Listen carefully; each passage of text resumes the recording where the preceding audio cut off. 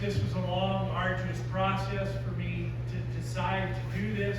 Jim would be sending me texts and emails at 4 o'clock in the morning and just was after me all the time. And then finally, Iowa DNR sent me an email and said, well, all the walleyes in Iowa have this sore mouth disease. Please do something else. And so that's why I decided to do this part. Thank you all for coming. Again, I'm just so impressed with the turnout here, and I will say that I've given dozens, if not hundreds, of programs here over the last 5 or 10 years, and wherever I go and I speak, there's never an empty seat. And I always say I refuse to believe that's because of me. I think it's because people are so frustrated, right? They're so frustrated that we've had this condition of our water for so long. And I'm 65 years old, and the water has been bad here my entire life, right? My entire life. And we hear people say that we have a crisis, a water quality crisis here. No, we don't have a crisis. We're in a state of failure, right? We're beyond crisis. We have failed, right? Des Moines here put in the nitrate removal facility in 1992. That's 34 years ago, right? So that's 2 generations, pretty much. And we're still talking about the same things, year after year after year. And we see political leaders, and again, John hinted at this, from both parties, that talk about this, and they say, well, we all want clean water, right? Well, we all want it in the abstract. We don't want it enough to do the things that we need to do to get it, right?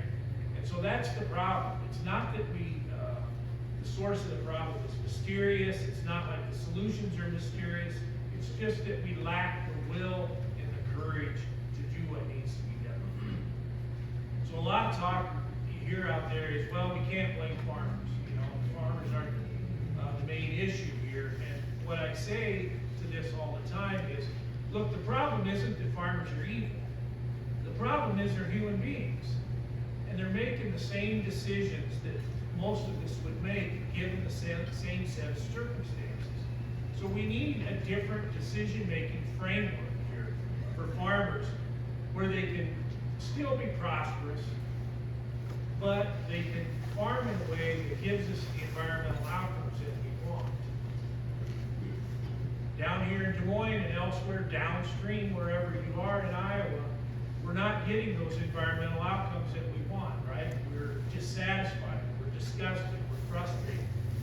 At the same time, we see the Trump administration giving $12 billion to American farmers. $900 billion of that is going to come to Iowa.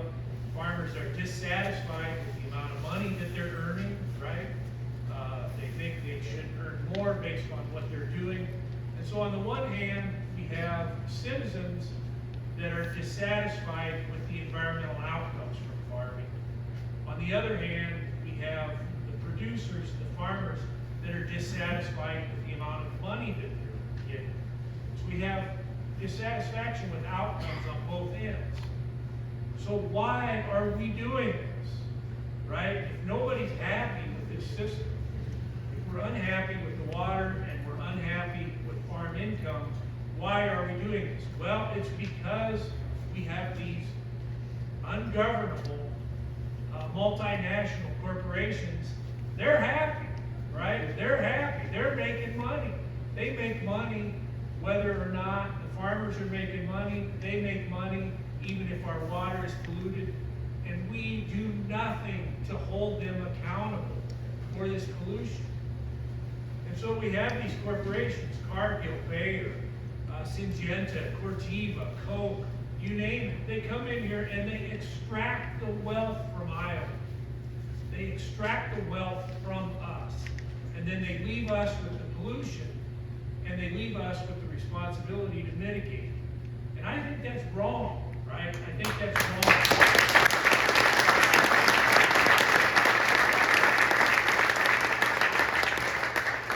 So how do we get away from this? farmers now that are reliant on a high input system. That's what we call the corn and soybean system. It's a high input system. You got to buy a lot of chemical. You got to buy a lot of seeds. You got to buy a lot of fertilizer. You got to buy crop insurance. You got to buy sophisticated equipment. And so there's all sorts of expensive inputs that farmers have to do to participate in this system. Well, guess what? When you can only do one thing, which is corn soy, you're going to be vulnerable to the people selling you those inputs, right? You're going to be at their mercy. And so we have to find alternatives here for farmers where they're not at the mercy of the people selling them the inputs. That means we try to develop alternative production systems, and we steer and help farmers transition to other systems that are low input systems where they're not having to buy all this stuff in the spring and the fall and what have you. And you know, when you gotta buy a lot of stuff, a lot of that stuff gets in the river. That's just the way it is. We know that with the corn soy system. There's no way to make this not pollute. That's one reason why with the nutrient strategy, the Iowa nutrient reduction strategy, we can't get anybody in agriculture or politics to tell us, well, how long will this take? Because they know there's no amount of time that we can get that will make this thing not pollute. It is always going to pollute at some level. So what we do is we ask you to write checks, the taxpayer to write checks, to put these little band-aids and diapers on the landscape to try to shore up this system. And then our politicians use those things as props, right? They go out there and stand and they get their picture taken by the media and they say, oh look, this is progress, right? We've got another band-aid here on some tile in some remote county, and we're supposed to take that as a progress. It's such baloney. So we need to think about different ways that farmers can farm here and how we as a population can help them get there. So we need off-ramps. We need off-ramps to help them transition to more diverse farming systems. We cannot get the environmental outcomes that we want when we have only 2 species covering 70% of our land. Okay, that's not the way nature works. Nature wants diversity on the landscape. So we need a diversity of crops, right? We need a diversity of crops. What else could we do? Well, Iowa was once the top oat state in the United States. We used to grow more oats than any other state. For many years we did that. Now we don't grow hardly any. At the same time, we have the world's largest oat mill, 25 miles from my house in Cedar Rapids, Iowa, that won't use any or very few Iowa oats. At the same time, our legislature will pass a bill that requires all gas stations in the state of Iowa to sell E15 gasoline. All right, and we've provided the gas stations $70 million over the years so they can put new pumps in to accommodate all this ethanol blended fuel. Why can't we come up with policy or laws that makes Quaker oats use Iowa oats and develop a market here for oats? That's just... one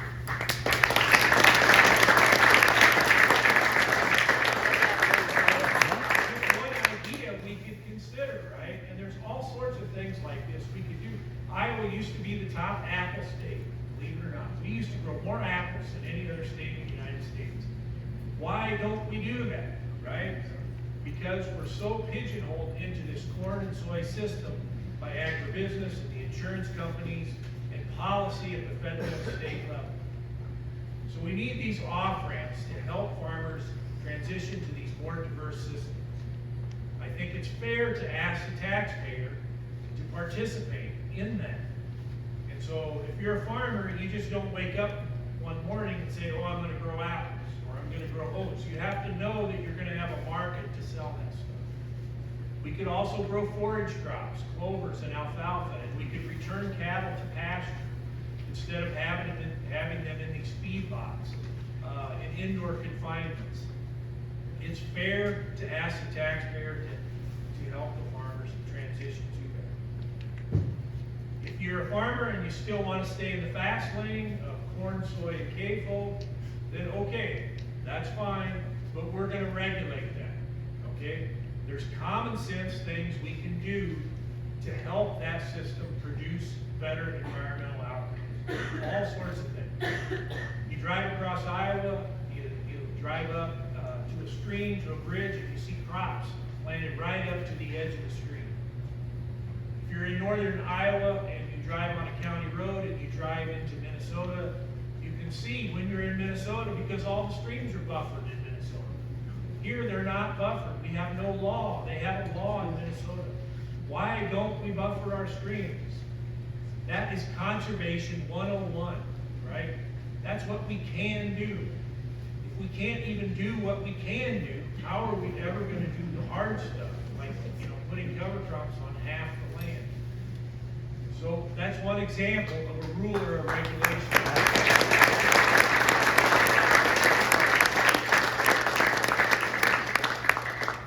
Across Iowa in the fall and there's snow on the ground, it's easy to see the manure on snow, right? I saw all kinds of it in the month of December. Every farmer knows that's a bad practice. Every farmer knows, every conservationist knows it's a terrible practice. As soon as that snow melts, all those nutrients in that manure right to the stream, right? Why do we allow that practice, right? Fall tillage. We've known for 40 years that fall tillage is terrible. Iowa State has been putting out guidance on fall tillage since the 1980s. It all says one thing: don't do it. But when you drive from Des Moines to Minneapolis and you look at the fields in the fall, they're all plowed. Why do we allow this, right? And so there's rules, there's common sense rules we can use to shore up this corn soy system. We know that a lot of these practices are not necessary to maintain yields in the corn soy system. In many cases, we allow them just out of convenience, right? It's just convenient for the farmer. Well, I'm downstream here, look, I don't want my water to be polluted because it's convenient for some farmer, right?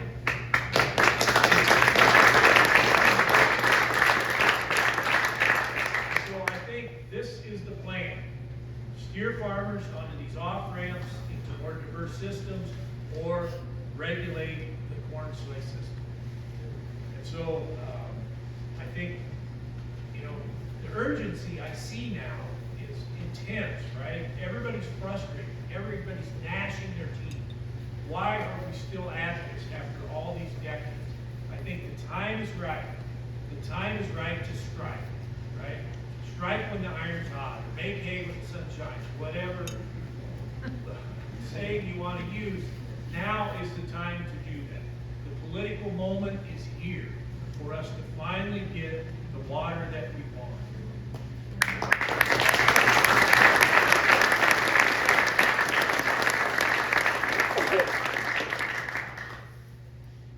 Because we're surrounded by farmable land does not mean we should be asked to tolerate this pollution. I'm convinced of that. And so the time is to demand better from our elected leaders, demand better from agriculture, and let's get this done. Let's get the water that our children and grandchildren deserve. So thanks for coming tonight.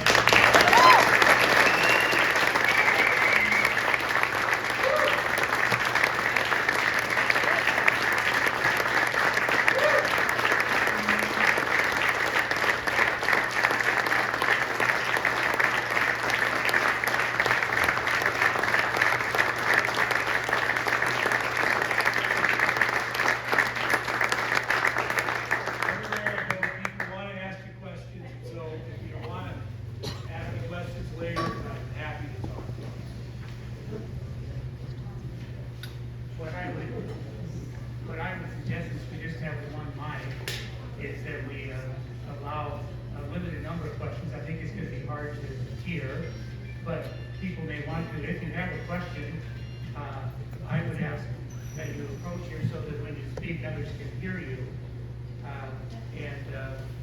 Why don't we begin? Why don't we hold it to 3 or 4 questions, just because of the adjourned meeting now, because I know people are busy and people, so if there's someone who wants to ask a question. Well, so can you come to the mic so the people can hear you, please? Well, I live in rural Iowa, and the farmers are gonna go crazy when they hear you. So I wanna know how to respond. Well, look, I've lived here most of my life. My folks were from Marion County, which is southeast of here. And I think about rural Iowa when I was a kid, and then I go out and I think about it now and see what I see and compare it to what I was a kid. And there's no comparison, right? 70 of our counties have lost population. We see our rural towns are declining. The population in many of these towns is very aged, right? And there's not a good tax base. They've lost their position. They've lost their attorney. They've lost their school. They've lost their grocery store. The last thing that goes is the tavern, right? That's the last thing that remains. And so is that what we want rural Iowa to look like? Right? I think we all want rural Iowa to be prosperous. Well, has this system, has this corn, soy, CAFO system, has this brought prosperity to rural Iowa? No. It has not. It has not. Has ethanol brought prosperity to rural Iowa? Dave Swenson, economist at Iowa State, did a study and showed there's been worse job and population loss in counties with ethanol plants than counties that didn't have ethanol plants. Right? And so that's what I would say to farmers. Is this what you want? Is this how you want rural Iowa to be? Is this decline what you want to see continue? It's not what I want. And so I think we could bring people back to rural Iowa. And so we need a diversity of crops. We need a diversity of economy, and we need a diversity of people in rural Iowa to make Iowa what it used to be.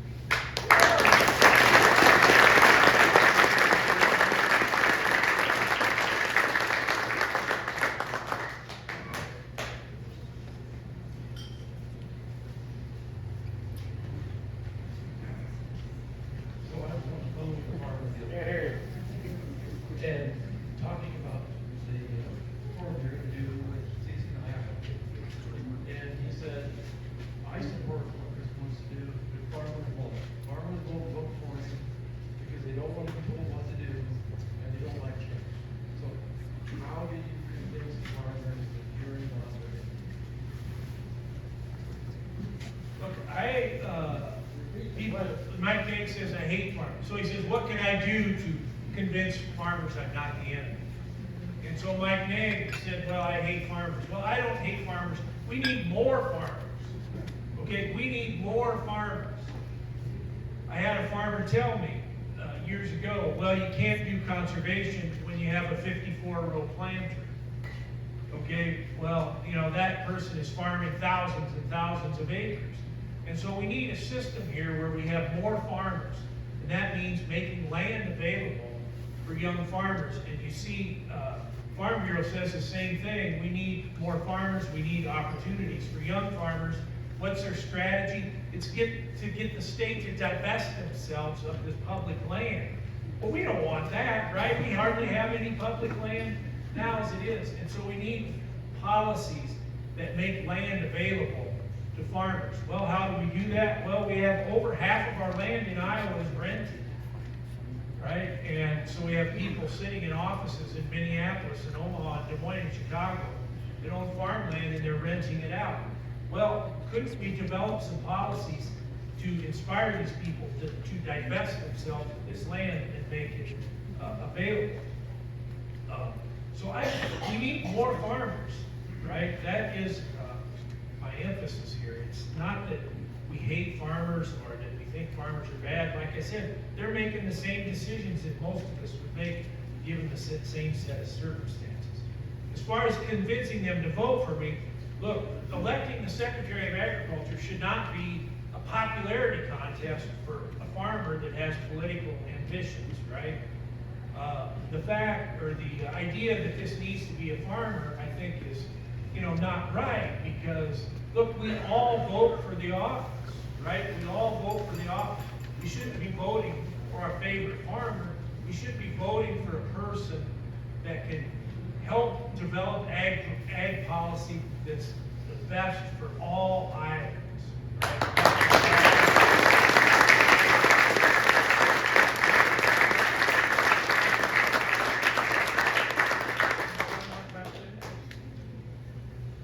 If not, we'll bring it to a close. Please. Mine's a softball. What can people do to help you?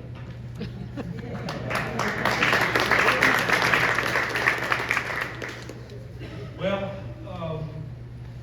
politics, we're cynical about politics because so much of politics is about money. And so I really, Jim probably hates me for saying this, but I'm not going to say, give me money. Obviously we need that, but I think, look, the issues here are larger than just trying to raise money to spread the message that we want spread. So I would suggest that you do what I've done or tried to do for the last 5 or 10 years, and that's to speak truth to power, right, to your neighbors about this. And so that's the way things change in the United States, right? It's through grassroots action and speaking truth to power. Things don't change just by going into the voting booth and checking the right box, right? And so it takes grassroots action. It takes you convincing your neighbors of what you think is right. And so you do that by speaking truth to power, and you come armed with data, okay? That's what I've done. I've trained as a scientist. I spent more hours than you can possibly imagine looking at data. I used to say that Excel is my laboratory. And so you take data and you speak truth to power, and that's what I would encourage you to do. So.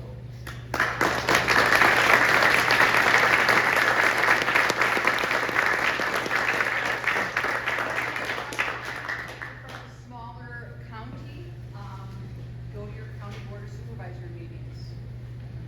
Great place to find out what's going on and express your opinion. And you can go to chrisjonesforiowa.com and give money.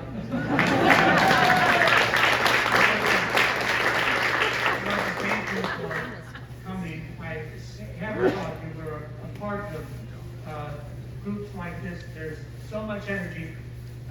I think that the energy that we're seeing on the issue of clean water for Iowa, because it involves a fundamental right to those that preceded us. The people that first came to Iowa in their journals and their diaries, almost without exception, the first thing they noted was the purity of Iowa's water. Unlike things that they had seen in other states or even European countries, they came here. For us to recognize the fundamental right to access to clean water is in the tradition of American politics that we respect the most. We are on the cusp of a new political movement, a constitutional recognition of the right to access clean water. In so many of these instances, of those moments that we look back and say, this was America at its finest, it was often the case that the leaders of those movements did not choose to be so. Martin Luther King would have preferred to be at the Dexter Avenue Baptist Church preaching to his Sunday choirs and going back and reading his books. But the moment chose him, not the other way around. At the moment that we're at, it's true. Chris would rather be fishing, and that's the truth. But the moment has chosen him. And with us supporting him, we're going to get things done. We simply have to move back to a recognition that all of us have a fundamental right to access clean water. And you're coming here today, and you're putting the clean water issue on the ballot for this office in a year where there's lots of issues floating around and lots of distractions. If the question is, should Iowa have clean water, if we recognize the fundamental right of Iowans to have access to clean water, there will be one place on the ballot to vote yes on that proposition, and with your help, that's what's going to happen. Thank you so much.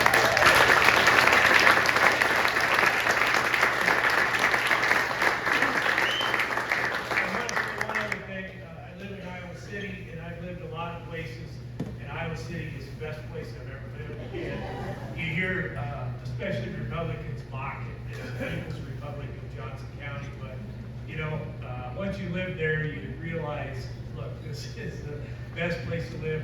And so I especially want to thank Mr. Iowa City, and that's Dave Moore. Over